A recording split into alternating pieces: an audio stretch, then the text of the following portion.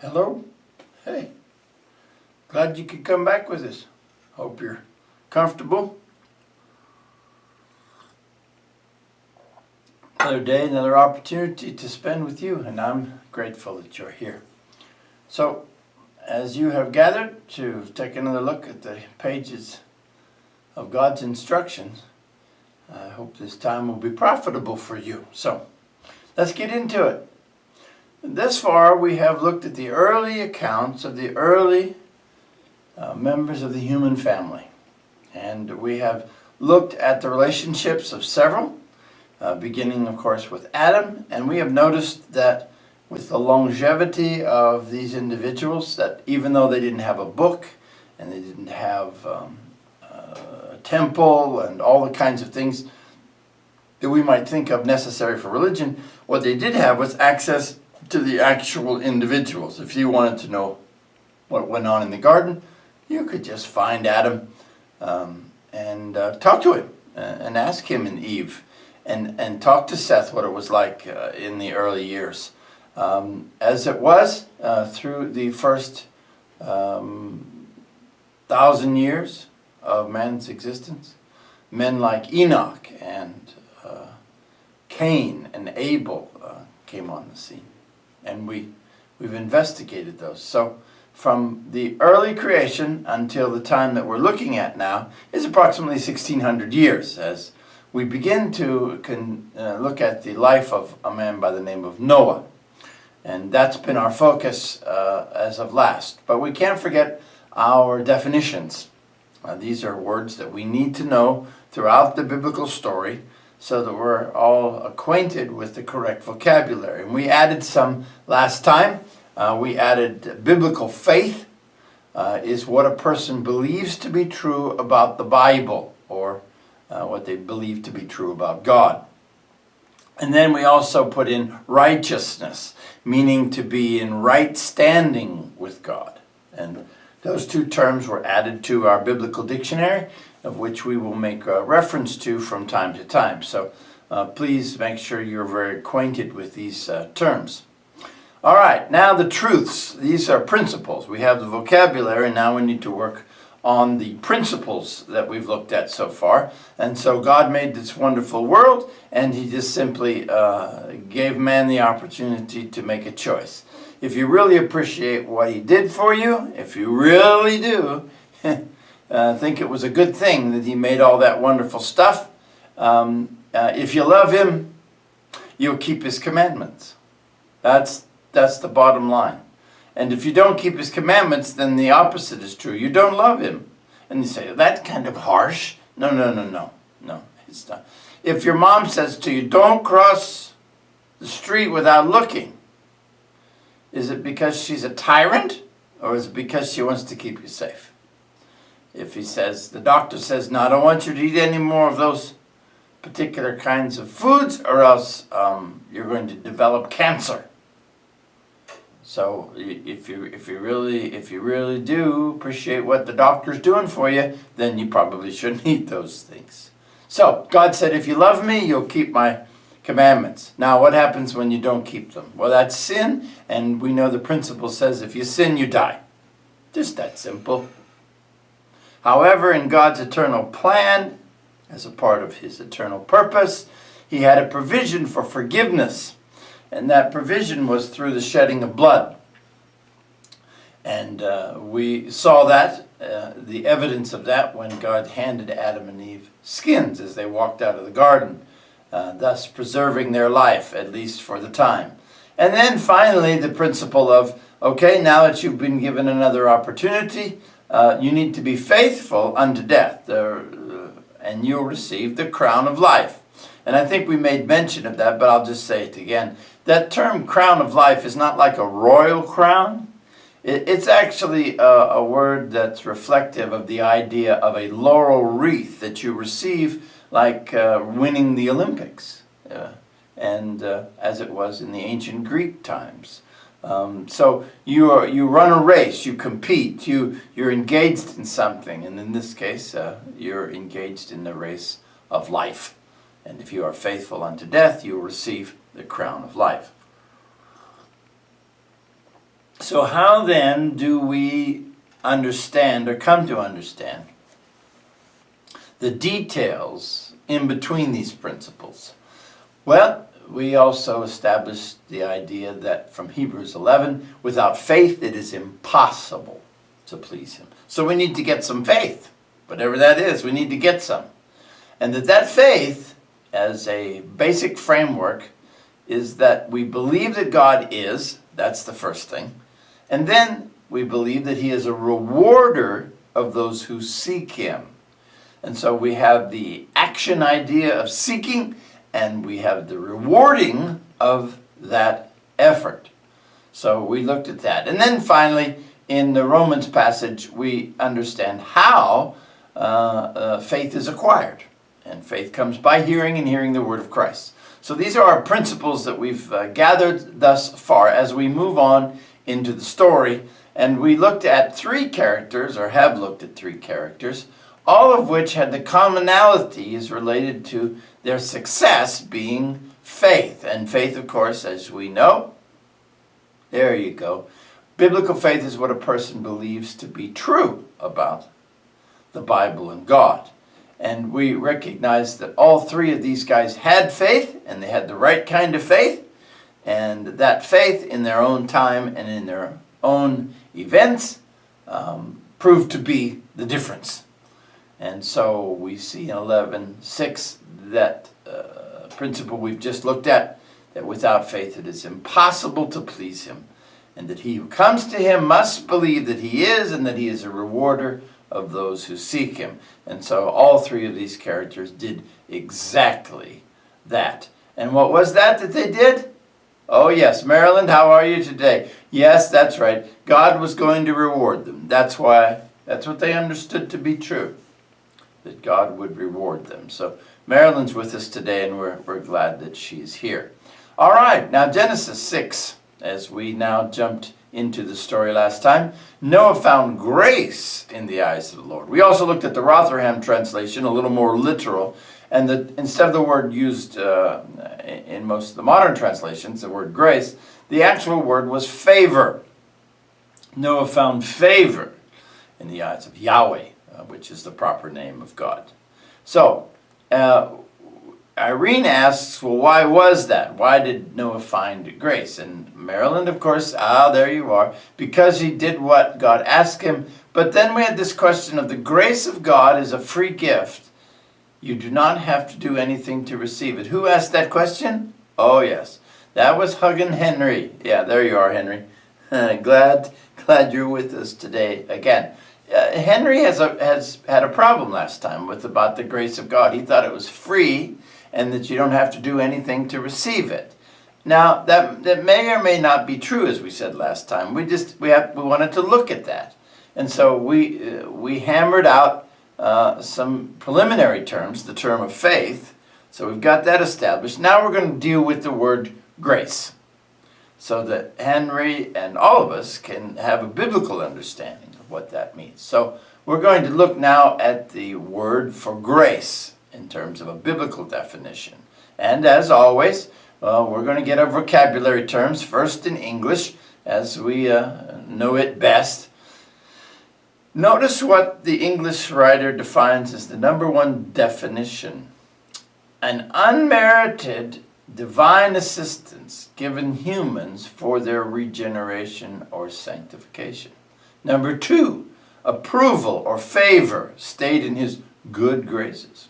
3, a special favor, disposition or an act or an instance of kindness, courtesy, or clemency.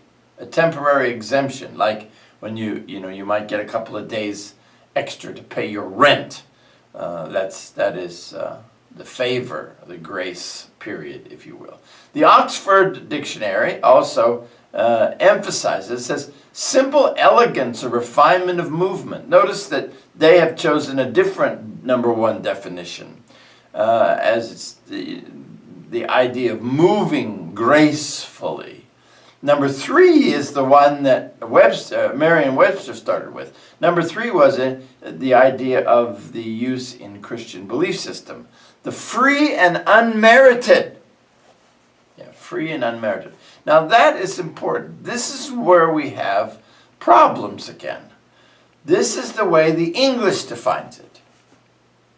I understand that I'm an English speaker, but I have to first and foremost understand that the Bible wasn't written in English. It was written in Hebrew and Greek. So I want to go to those languages as we did last time. Look at the Hebrew here. We're going to look at the Hebrew meaning. Vine's expository dictionary defines the Hebrew word as well as the Brown, Driver, and Briggs. The Vine says favor is grace, or grace is favor. They're interchangeable. The root with the meaning to favor someone. The Hebrew noun occurs 69 times, mainly in the Pentateuch and in the historical books through Samuel. The word's frequency increases in the poetic books, but it is rare in the prophetic books. The first occurrence is in Genesis 6:8. Aha, that's the one we're looking at. But Noah found grace in the eyes of the Lord. The basic meaning is a favor. Whatever is pleasant and agreeable can be described by this word. Do you see anything in this definition about the idea of being free or unmerited? I don't. I just see the idea of favor. Now, in the Brown and Driver and Briggs, the same idea. Favor, grace, charm, acceptance. You see that? All that. These are two Hebrew dictionaries. Neither one of them says anything about it being free or merited. That's an English concept. That's an English concept. Okay? Now let's take a look at the Greek. So when the word appears, grace or favor, in the Greek New Testament, what does it mean? Thayers says, properly, that which affords joy, pleasure, and delight, goodwill, loving kindness. Favor in a broad sense. And Strong's reiterates that idea, as you can see there, including the word gratitude. So, in neither the Hebrew nor the Greek is the idea of it being free or unmerited or merited for that matter. It just means favor. What has to be determined is, could it be merited? Could it be unmerited? Could it be free? It could be. Doesn't have to be one or the other. You have to determine it from the context. So as we did last time, biblical grace is the showing of favor. That's what it means. It is important not to use the English definition. Neither the Hebrew nor the Greek words make a distinction between it being merited or unmerited. That must be determined by the context.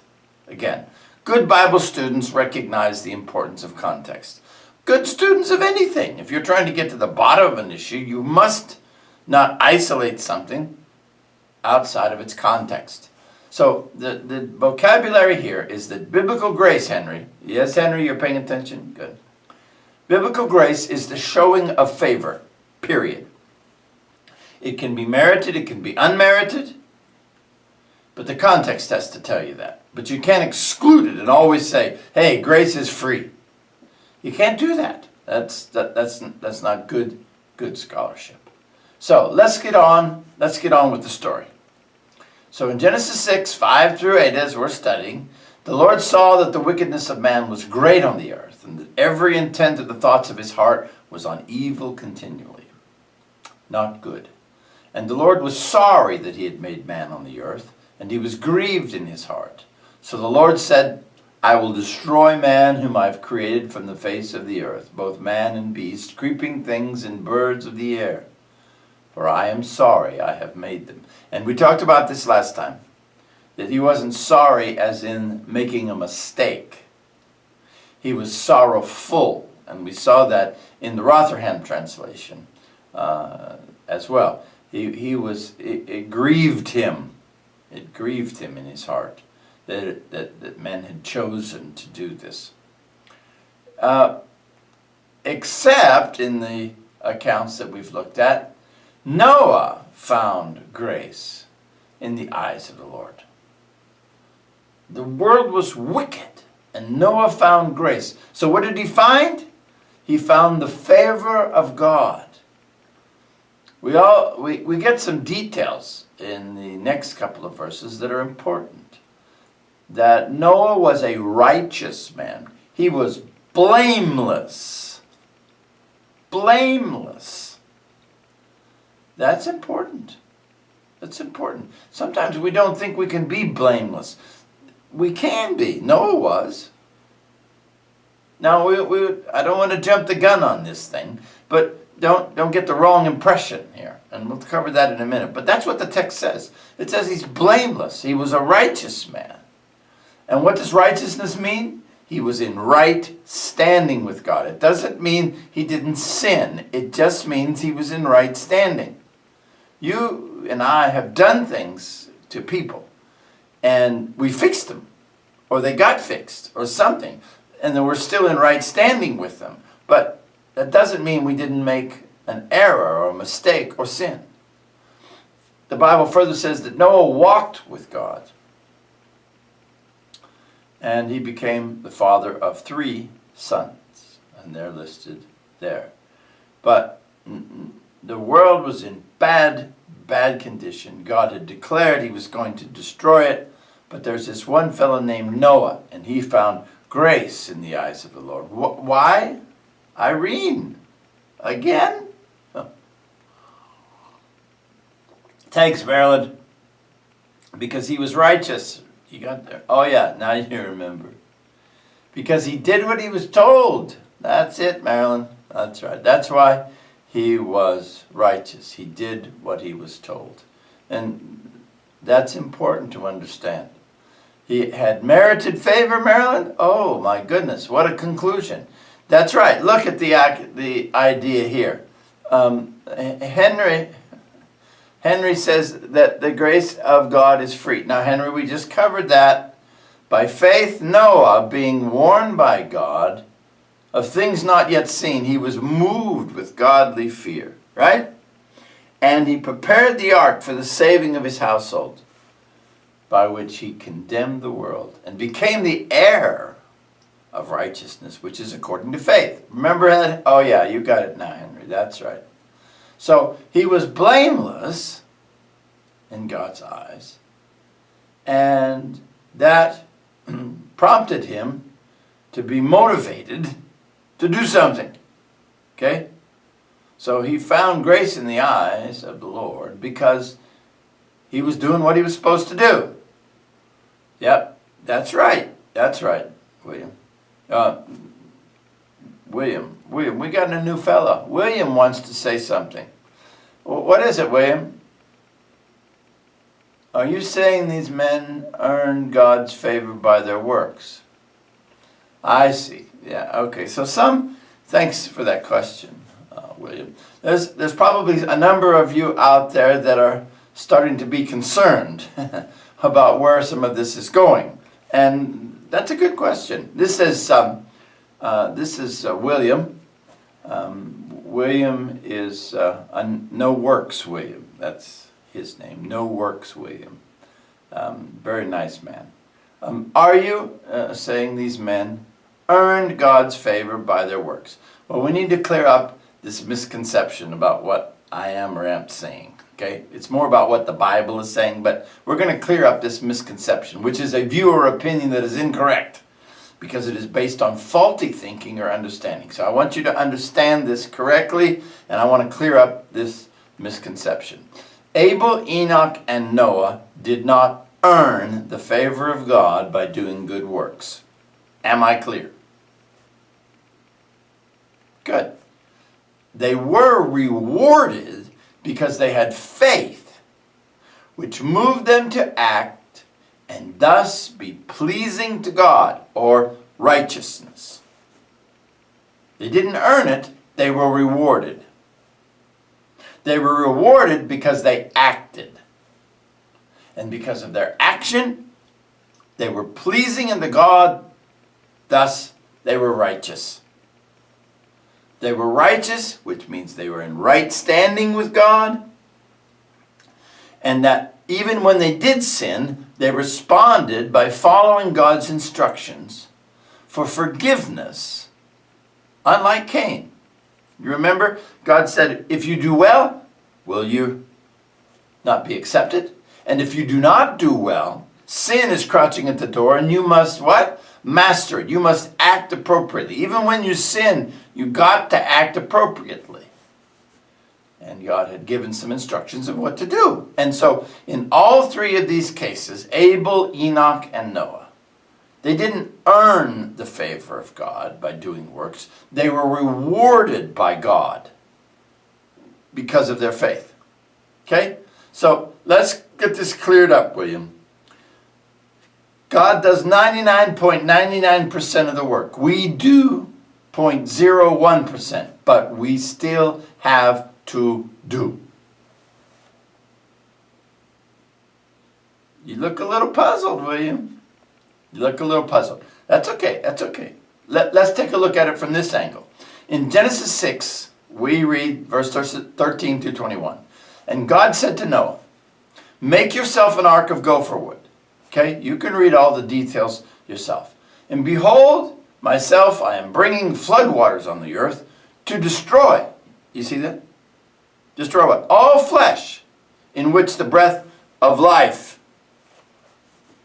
And what's going to happen? And everything on the earth shall what? Die. Okay. But I will establish my covenant with you. And of course, he's talking to Noah. Now, I've got some questions for you guys this time. All right? 1. Does Noah have to do anything to be saved? You just think about that for a minute. Does Noah have to do anything to be saved? That's really what No Works William is asking me. He's suggesting potentially, or he's thinking that you can't work your way to be saved. And so I'm just going to use this illustration. Does Noah have to do anything to be saved? Better yet, let's ask this one. What happens if Noah does not build the ark? Let's just say he sits there and thinks good thoughts about God, and he's blameless, and he's got it all, but he doesn't build the ark. Irene, what happens? What happens to Noah if he doesn't build the ark? What's that? Oh, he dies. Yeah, that's right. Marilyn, what do you think? Oh, he dies. Oh, I see. How about Henry? What do you think, Henry? He dies. Good. Okay, William, that is the question. What happens if Noah does not build the ark?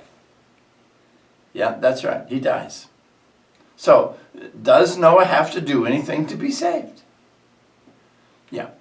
Again, the misconception is I don't think that he's earning the right, but he will be rewarded for his faith when he acts. He'll be saved. Well, we've spent a lot of time trying to clear up this misconception, and we're right in the story now where Noah has begun building the ark. And we see the commands of God and the specific nature of that. We'll investigate some of the details, but I encourage you to read that story, the rest of chapter 6, and the specific instructions as God has commanded, and he's at it. That's where we're at in the story. He's building away. Him and his boys, they've got 120 years to do so, and they're after it. And so when we come back next time, we will pick up the story after Noah has built the ark and got everything ready, and when the raindrops start falling. But in the meantime, I want to thank you for joining us. And our diligence and effort into this is going to pay off. And I thank you for keeping with us. But may God bless you. And may you in turn bless someone else. Thank you.